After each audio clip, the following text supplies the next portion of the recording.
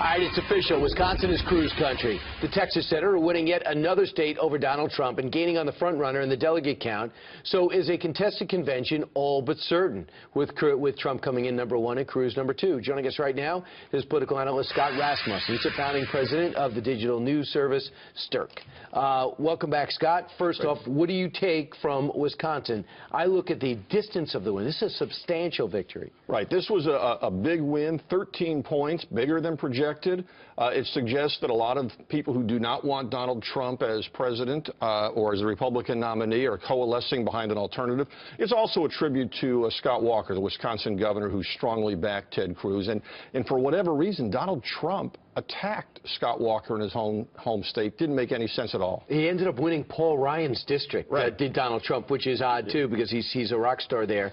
Now, one thing that Cruz has, a very impressive organization, yes. And we're seeing it in the acquisition of unbound delegates. Where? Right. North Dakota, 28 delegates at stake. Ted Cruz picked up between 18 and 26 of those delegates. That was just a few days ago. Just a couple days ago. Donald Trump got 1. We're seeing the same thing in Colorado. 6 have been selected, all Cruz supporters. We're going to see the same thing in Wyoming. And remember, in what I call the primary of the unbound delegates, there are more delegates at stake than in any individual state, twice as many as California. So now looking ahead, we had 2 weeks. We have no debates in between.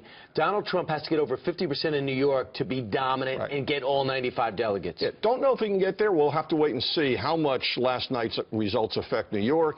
After New York, it goes to other northeastern states. Donald Trump will have a couple of good weeks, but after that, the map looks very bad, and it could be that Ted Cruz will win heavily down the stretch in places like South Dakota, Montana, and I expect he would win California as well. He would, even though Donald Trump right currently is up by 8 in California. Yeah, but what we're seeing is a shift in all of those numbers. And look, the reality is nobody is going to have 1,237 pledged delegates going into the convention.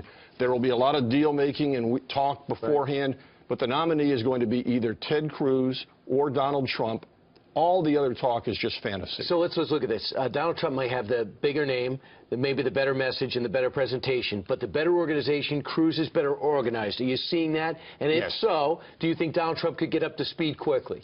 You know, he brought on Paul Manafort to run his delegate effort, a veteran who's has a great history in the Republican Party, but he's starting from so far behind, I don't know if he can get there quickly enough. Wow, so it's going to be interesting to see, because you have someone, Hillary Clinton, with 740 employees and Donald Trump with 95. And look, let's face it, with the results last night, you have to say the chances of Donald Trump being the nominee are below 50%. This is a big shift. Scott Rasmussen, thanks so much. Thank you. An exciting time.